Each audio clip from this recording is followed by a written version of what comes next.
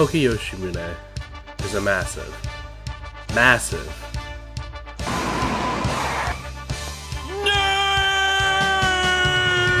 he's such a massive nerd that the entire Muv-Luv series is full of references and apparent influences from other works. I'm confident that any mecha and or sci-fi fan has caught at least one of these instances, but it's not limited to just those genres. Whether it be the infamous Skynex pose, or other classic sci-fi novels or movies. There are loads of different works that find its place in Muv-Luv. And for that reason, I want to split this video into 4 different categories: the beta, music, TSFs, and other random stuff. So without any wait, let's jump right into it.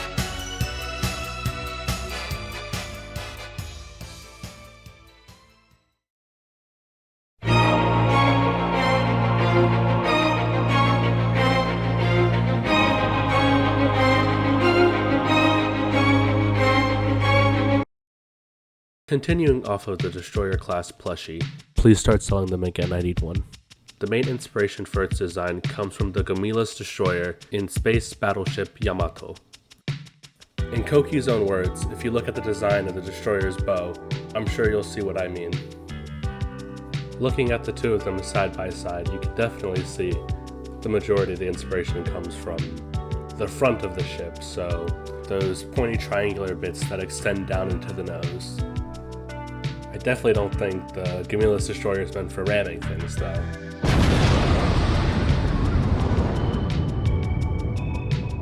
Next up is everyone's favorite, the Soldier class.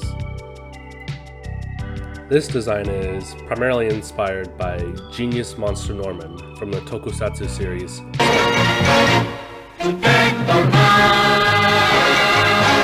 Not only do they share visual similarities, but Norman also eats people's brains and bites into human heads in order to do so.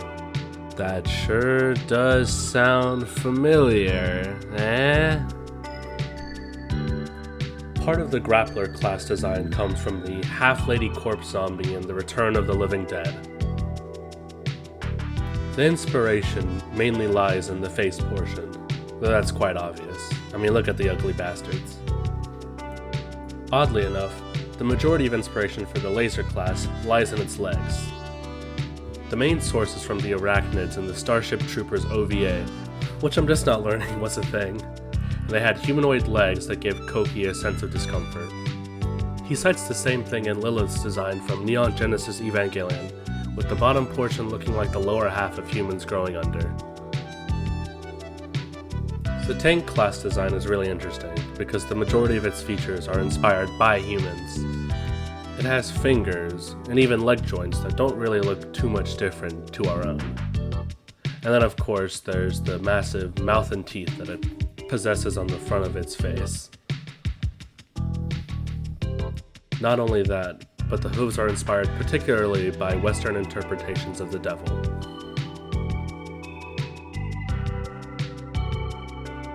Not just exclusive to humans, the head of tank classes takes from the extinct arthropods Opabinia. They look like they could be good friends.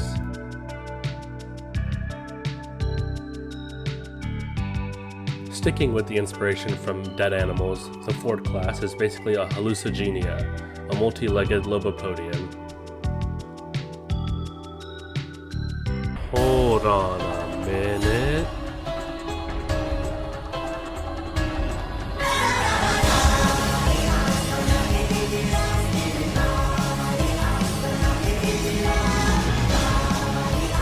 Nah, I'm only joking around. Isayama's the #1 Muv-Luv fan after all. Contrary to what most would assume, the warrior class is not inspired by an elephant. It's meant to be an arm and uses inspiration from animal fetuses and a rhinoceros beetle larva. And finally, the good old superordinate. The upper body portion was modeled after a quote-unquote scary spider. As for the lower body, it's meant to look like a magnified pistol of something. We can't stop at just the beta themselves. The hives also hold key influences. If you ever thought the beta somewhat resembled ants, you were right on the money. The key inspiration comes from a movie called Phase 4, which details an ant hive mind building several towers and attempting to insert humanity into their hive mind.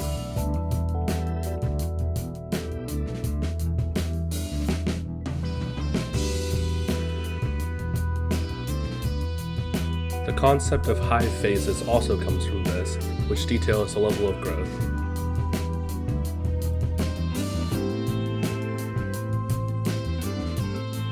Going back a phase, the concept of the beta shooting something out the hives is from Odyssey in Green, the 18th Night of 2001 Nights by Yukinobu Hoshino. In the story, a group of people encounter a laser-driven flying object from an uncharted area in outer space.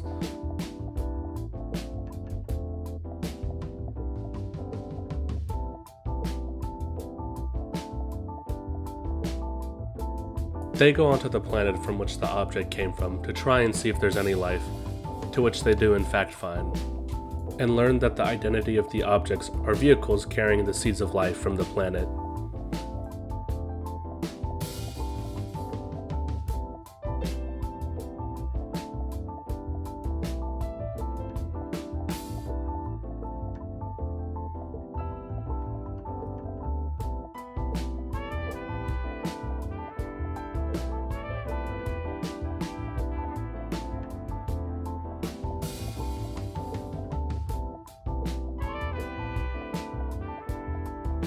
Last but not least, we have the inspiration for the visual design of the hive, which was an object in front of the now demolished Dentsu Tsukiji building in Ginza. Getting a closer look, it's very easy to see the similarities in design.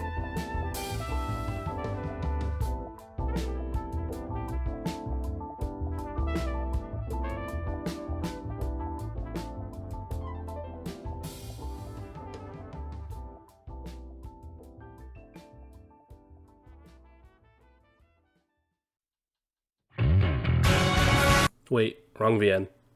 Let's try that again. No, not that one either.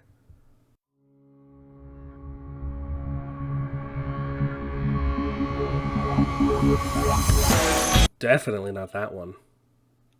There we go.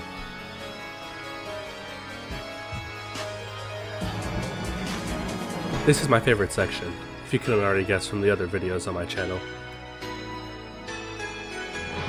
There are loads of musical nods all throughout the soundtrack, so I'm just going to be jumping through them randomly as I see fit. Look at the top right for the song changes. First up is Howling Soul, which is a huge nod to the Gunbuster March.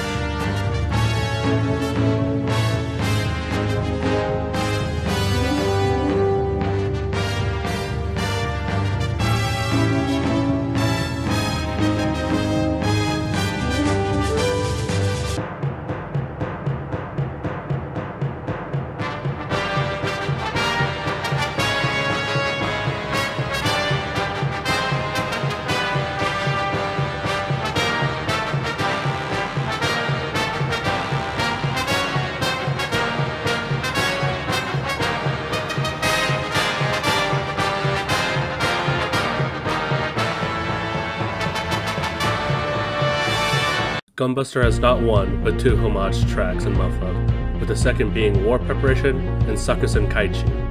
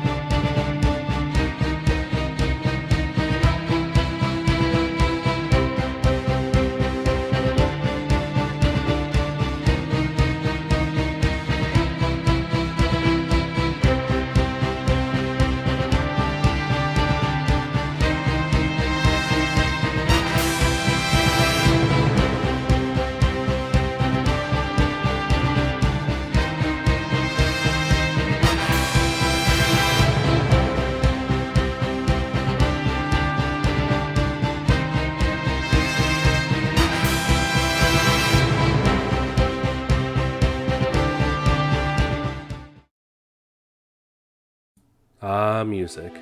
I sure do like music. But you know what else I like?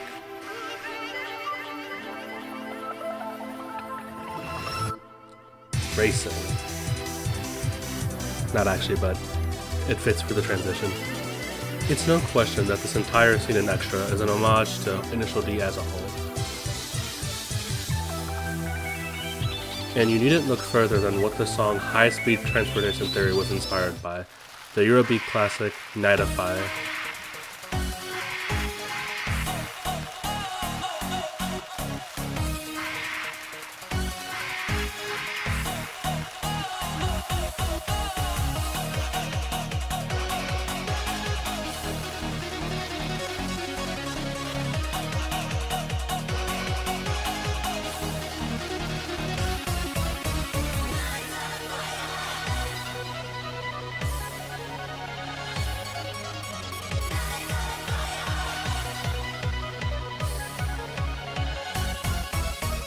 Next up is Assault Landing, which pays tribute to the iconic Klindathu drop from Starship Troopers.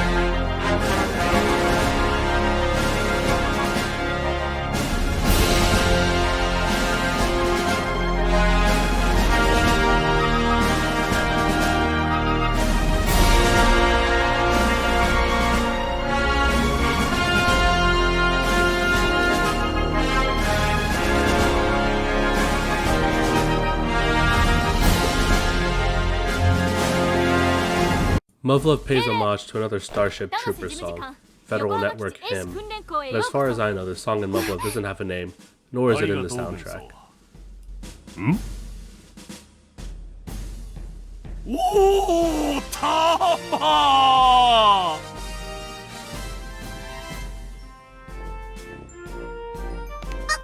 じゃなくて、お待ちしておりました。久しぶりだな。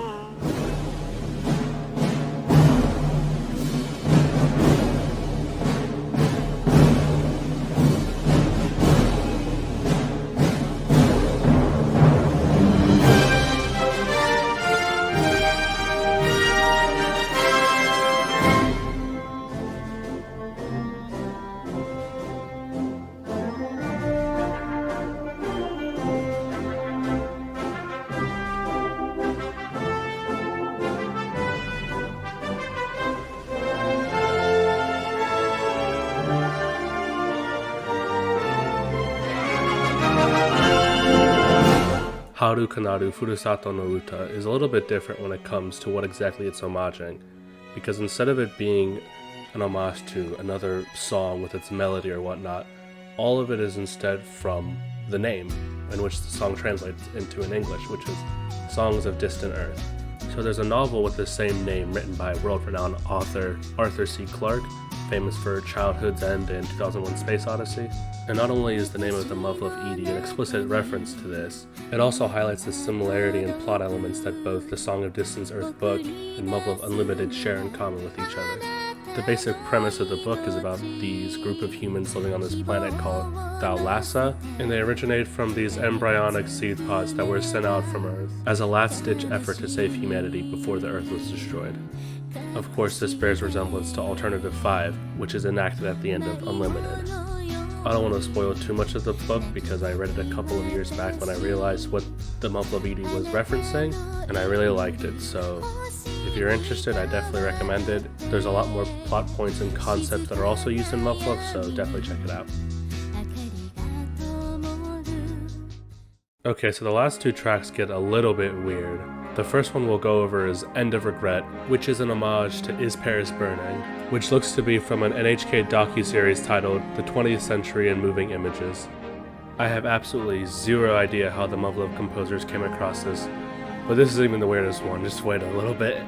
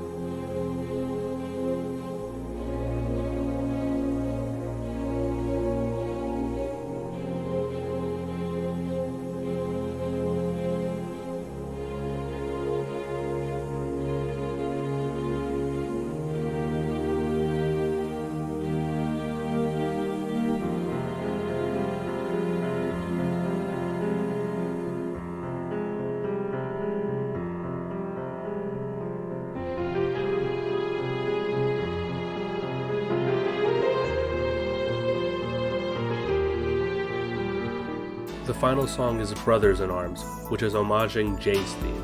Now you may be wondering who the hell J is, but it actually stands for J-League, which is the top soccer league in Japan. J's theme was composed as the main theme song for J-League, and honestly, just having it be a massive guitar solo is pretty awesome.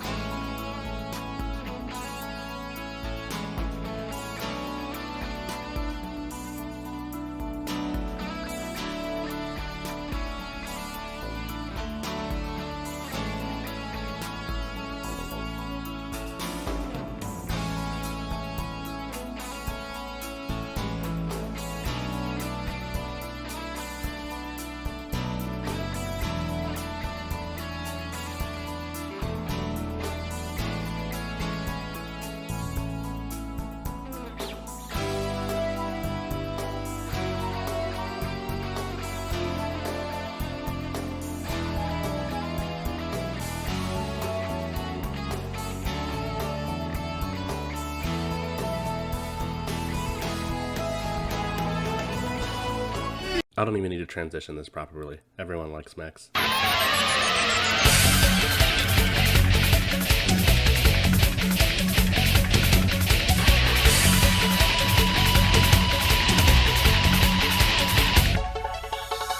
Before getting into the specific TSF models and their influences, I first want to go over all the things that went into the creation of TSFs as a whole.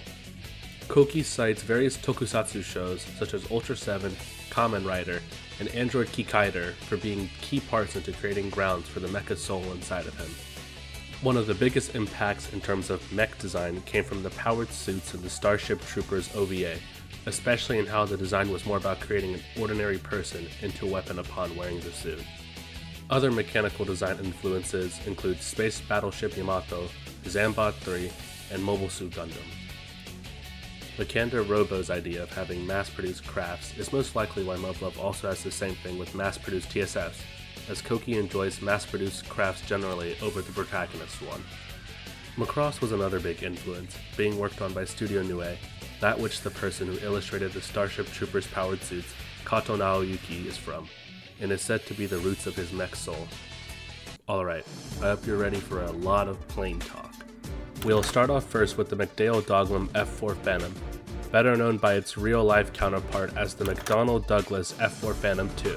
In the Muv-Luv universe, it is a first-generation general combat fighter deployed after Operation Hongqi in 1973. In real life, it is a third-generation interceptor/fighter bomber deployed in the United States Air Force in 1961.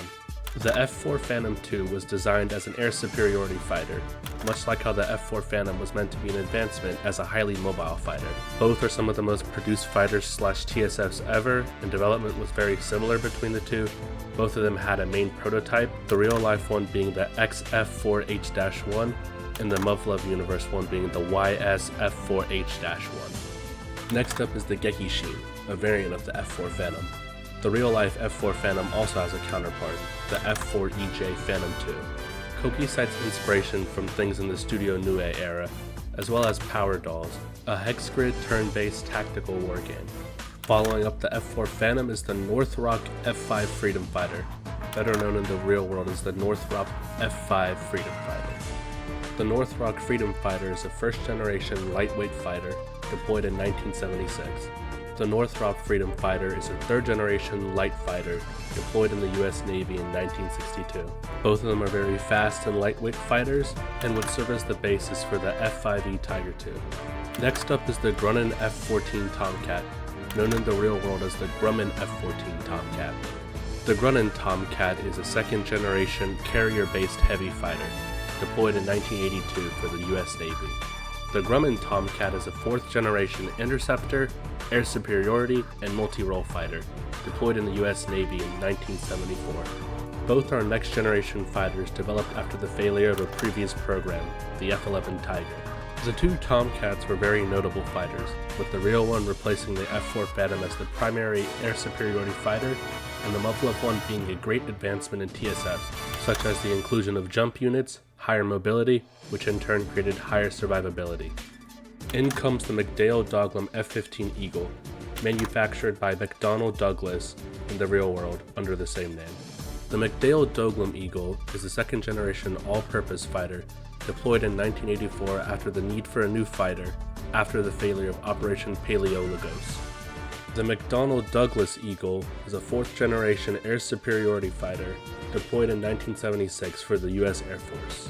Both are some of the most successful fighters ever, and Western officials in the Muv-Luv universe even called it the strongest second-generation TSF.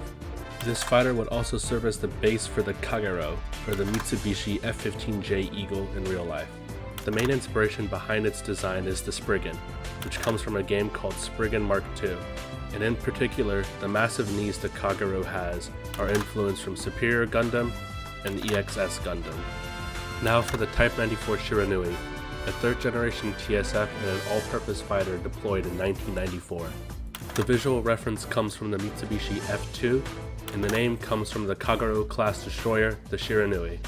The overall silhouette of the Shiranui was meant to look like something made by Obari Masami, known for his mech design in Dan Koga Super Beast Machine God, as well as directing episodes of Bubblegum Crisis and the Fatal Fury OVAs. As for a little fun fact, the reason the Shiranui's gun rack can activate and shoot backwards is because of a scene in Mechagodzilla where he does something very similar to it. Shifting away from TSFs momentarily, we have the Wadatsumi, a first-generation tactical surface attacker deployed in 1977. Its design is sourced from the Skydiver, a submarine from the British TV series UFO. Next is the Lockheed Martin F-22A Raptor and the Lockheed Martin F-22 Raptor. The F-22A is a third-generation stealth-enabled fighter deployed in 2001. The F-22 is a fifth-generation stealth air superiority fighter deployed in 2005. In both universes, they are made to replace the F-15 Eagle and are incredible stealth fighters. Now for the one probably most of you have been waiting for, the Takemikazuchi, a third-generation high-performance, close-quarters anti-beta fighter deployed in 2000. The overall design was meant to give the vibes of a Mamoru Nagano mech, who's famous for his work on heavy metal Elgaim and the 5-star stories. The aprons on the Takemikazuchi's side is based on Gohei, and its nails are based on Zero from Patlabor. And finally, we arrive at our final TSF, the XG-70 Susanoo. Its design concepts come from Andromeda, the biggest battleship in Space Battleship Yamato, and Battle 7, a massive attack space carrier in Macross 7. Since the Mark IV was designed first, they actually had to go backwards for the Mark II, and its main inspiration is the Dendrobium from Mobile Suit Gundam 0083 Stardust Memory. Finally, the Susanoo is a direct reference to the North American XB-70 Valkyrie, both of which have many similarities to each other, such as accidents that killed pilots and the initial models being called Valkyrie. There's still loads more influences in the TSF compartment, and if you're interested, I recommend getting the Muv-Luv Alternative Codex. That's where most of the information about the TSFs I've gotten from. And lastly, I wanted to mention Nishi, who is the mech designer for the main trilogy, The Day After, and Schwarz's Marken. Now for the last bit, other random stuff. Okay, Okay, this section is going to be quite brief. I'm just going to touch upon a couple of things that I didn't have the chance to already talk about. First is the Gainax pose done by Ogami Ritsuko in The Day After. And there's not really much to talk about, I mean, she's just doing the pose.